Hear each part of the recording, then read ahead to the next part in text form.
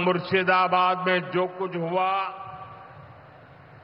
मालदा में जो कुछ हुआ,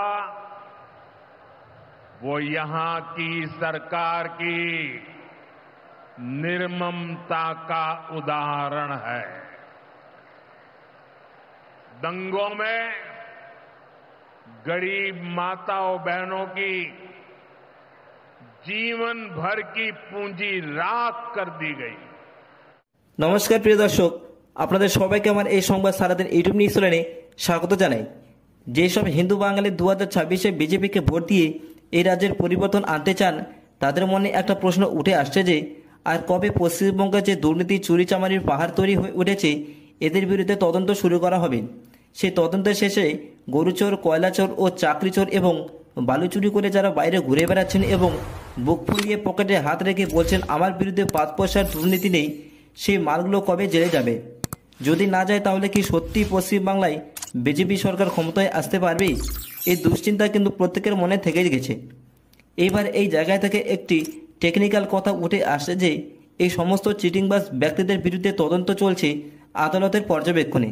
তাই আদালত যতক্ষণ না তাদের বিরুদ্ধে গ্রেপ্তার করার নোটিফিকেশন জারি করছে ততক্ষণ তারা সুরক্ষিত থাকবে। কিন্তু সাধারণ মানুষ এত ঝামেলার মধ্যে পড়তে চান না।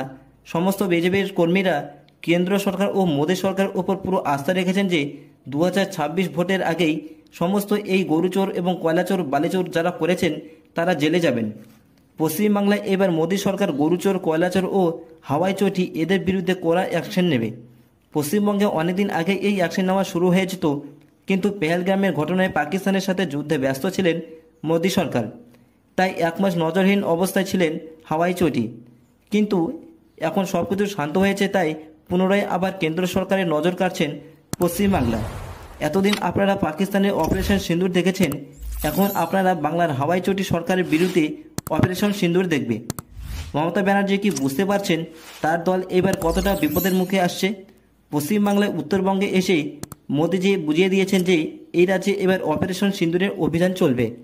তাই তো তিনি নরেন্দ্র মোদী সমস্ত বাংলার বিজেপির বড় বড় নেতাদের বার্তা দিয়ে গেছেন এই যে সময়টা চলছে অপারেশন সিঁদুরের, এই সময়টাকে কাজে লাগাতে হবে। 2026-এ যে ভোট আসছে তার সেই ভোটে মন লাগাতে হবে সকল দলের নেতাদের। নরেন্দ্র মোদী এই বাংলায় এসে তিনি বুঝতে পেরেছেন পশ্চিমবঙ্গের যে গরম আবহাওয়া চলছে ভোটের তা বিজেপি পার্টির অনুকূলে। প্রধানমন্ত্রী নরেন্দ্র মোদী যখন আলিপুরদুয়ারে সভাতে এসেছিলেন তখন তিনি পশ্চিমবাংলায় যে 5টি সংকট আসছে সে সম্বন্ধে বলেছেন। সেটি হলো হিংসা, দুর্নীতি, মহিলাদের উপর অত্যাচার, বেকারত্ব এবং গরিবের অধিকার ছিনিয়ে নেওয়ার যে প্রথা চলছে সেটির বিরুদ্ধে।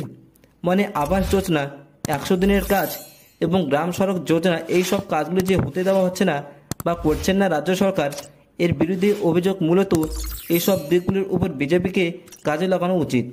নরেন্দ্র মোদী কিন্তু এইসব বার্তায় বলেছেন পার্টির সকল নেতাদের, বিশেষ করে শুভেন্দু অধিকারী, সুকান্ত মজুমদার, দিলীপ ঘোষ, লকেট চট্টোপাধ্যায়, অগ্নিমিত্রা পাল, সৌমিত্রা খা সহ সমস্ত নেতা নেত্রীদের।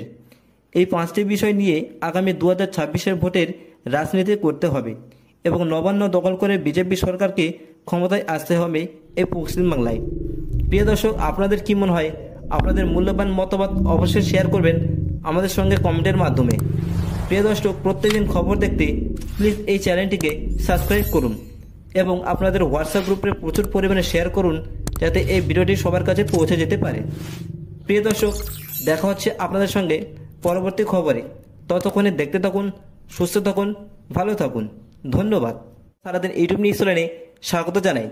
যেসব হিন্দু বাঙালি 2026-এ বিজেপিকে ভোট দিয়ে এই রাজ্যের পরিবর্তন আনতে চান, তাদের মনে একটা প্রশ্ন উঠে আসছে যে আর কবে পশ্চিমবঙ্গে যে দুর্নীতি চুরিচামারির পাহাড় তৈরি হয়ে উঠেছে এদের বিরুদ্ধে তদন্ত শুরু করা হবে। সেই তদন্তের শেষে গরুচোর, কয়লাচোর ও চাকরিচোর এবং বালু চুরি করে যারা বাইরে ঘুরে বেড়াচ্ছেন এবং বুক ফুলিয়ে পকেটে হাত রেখে বলছেন আমার বিরুদ্ধে 5 পয়সার দুর্নীতি নেই, সেই মালগুলো কবে জেলে যাবে? যদি না যায় তাহলে কি সত্যি পশ্চিমবাংলায় বিজেপি সরকার ক্ষমতায় আসতে পারবে? এই দুশ্চিন্তা কিন্তু প্রত্যেকের মনে থেকে গেছে। এইবার এই জায়গা থেকে একটি টেকনিক্যাল কথা উঠে আসছে যে এই সমস্ত চিটিংবাজ ব্যক্তিদের বিরুদ্ধে তদন্ত চলছে আদালতের পর্যবেক্ষণে। তাই আদালত যতক্ষণ না তাদের বিরুদ্ধে গ্রেপ্তার করার নোটিফিকেশন জারি করছে ততক্ষণ তারা সুরক্ষিত থাকবে। কিন্তু সাধারণ মানুষ এত ঝামেলার মধ্যে পড়তে চান না। সমস্ত বিজেপির কর্মীরা কেন্দ্র সরকার ও মোদী সরকারের উপর পুরো আস্থা রেখেছেন যে 2026 ভোটের আগেই সমস্ত এই গরুচোর এবং কয়লাচোর বালিচোর যারা করেছেন তারা জেলে যাবেন। পশ্চিমবাংলায় এবার মোদী সরকার গরুচোর, কয়লাচোর ও হাওয়াই চটি এদের বিরুদ্ধে কড়া অ্যাকশন নেবে। পশ্চিমবঙ্গে অনেকদিন আগে এই অ্যাকশন নেওয়া শুরু হয়ে যেত, কিন্তু পেহেলগামের ঘটনায় পাকিস্তানের সাথে যুদ্ধে ব্যস্ত ছিলেন মোদী সরকার, তাই 1 মাস নজরহীন অবস্থায় ছিলেন হাওয়াই চটি। কিন্তু এখন সব কিছু শান্ত হয়েছে, তাই পুনরায় আবার কেন্দ্র সরকারের নজর কাড়ছেন পশ্চিমবাংলা। এতদিন আপনারা পাকিস্তানের অপারেশন সিন্দুর দেখেছেন, এখন আপনারা বাংলার হাওয়াই চটি সরকারের বিরুদ্ধে অপারেশন সিন্দুর দেখবে। মমতা ব্যানার্জি কি বুঝতে পারছেন তার দল এবার কতটা বিপদের মুখে আসছে? পশ্চিমবাংলায় উত্তরবঙ্গে এসে মোদিজি বুঝিয়ে দিয়েছেন যে এই রাজ্যে এবার অপারেশন সিন্দুরের অভিযান চলবে। তাই তো তিনি নরেন্দ্র মোদী সমস্ত বাংলার বিজেপির বড় বড় নেতাদের বার্তা দিয়ে গেছেন, এই যে সময়টা চলছে অপারেশন সিঁদুরের, এই সময়টাকে কাজে লাগাতে হবে। 2026-এ যে ভোট আসছে সে ভোটে মন লাগাতে হবে সকল দলের নেতাদের।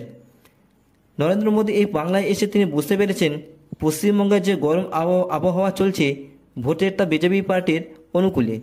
প্রধানমন্ত্রী নরেন্দ্র মোদী যখন আলিপুরদুয়ারে সভাতে এসেছিলেন তখন তিনি পশ্চিমবাংলায় যে 5টি সংকট আসছে সে সম্বন্ধে বলেছেন।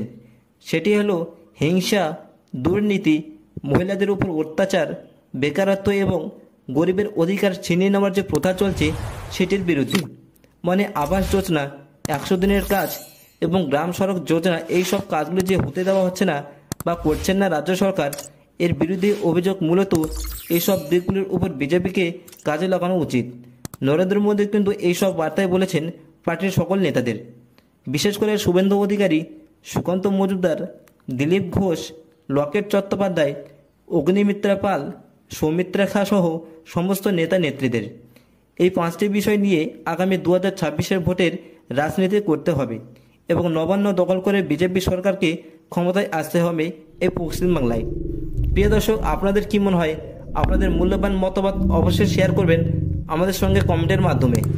প্রিয় দর্শক, প্রত্যেকদিন খবর দেখতে প্লিজ এই চ্যানেলটিকে সাবস্ক্রাইব করুন এবং আপনাদের হোয়াটসঅ্যাপ গ্রুপে প্রচুর পরিমাণে শেয়ার করুন যাতে এই ভিডিওটি সবার কাছে পৌঁছে যেতে পারে।